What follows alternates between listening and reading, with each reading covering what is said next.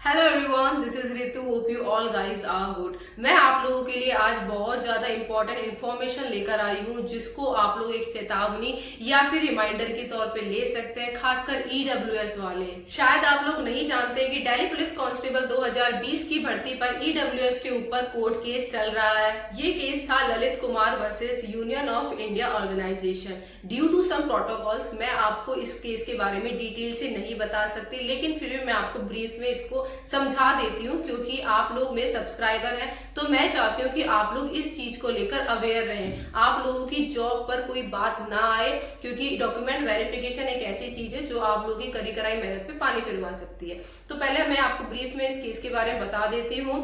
ये केस इसलिए था कि जो दिल्ली पुलिस कांस्टेबल में जब एग्जाम के बाद फिजिकल में इसका डॉक्यूमेंट वेरिफिकेशन चला था, तो उसमें जो ईडब्ल्यूएस का सर्टिफिकेट था तो वो एसएससी के नोटिफिकेशन के अकॉर्डिंग नहीं था।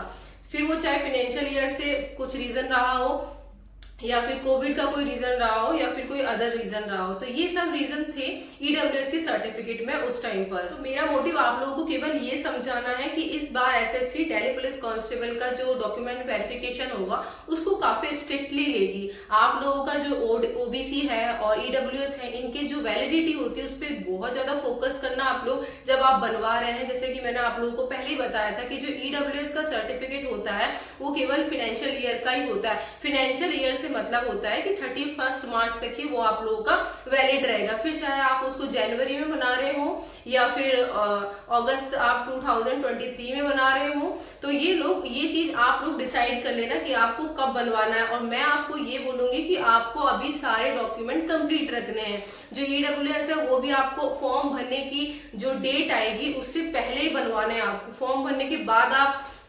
बनवाओगे तो शायद आप लोगों को नोटिफिकेशन के अकॉर्डिंग बाहर कर दिया जाएगा।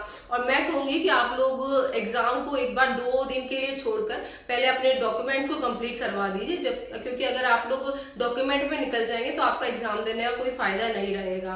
तो सबसे पहले जरूरी बात यह है कि जितने भी डॉक्यूमेंट है आपके पास इन हैंड आपके होने चाहिए जब आप लोग फॉर्म भरेंगे। तो नोटिफिकेशन इसका एग्जाम का आने से पहले आप लोगों के पास कंप्लीटली सारे फॉर्म्स हो जाने चाहिए। इसी तरीके से ओबीसी वालों का जो कि 3 साल का वैलिड होता है वो भी उनके पास होना चाहिए फॉर्म भरने से पहले।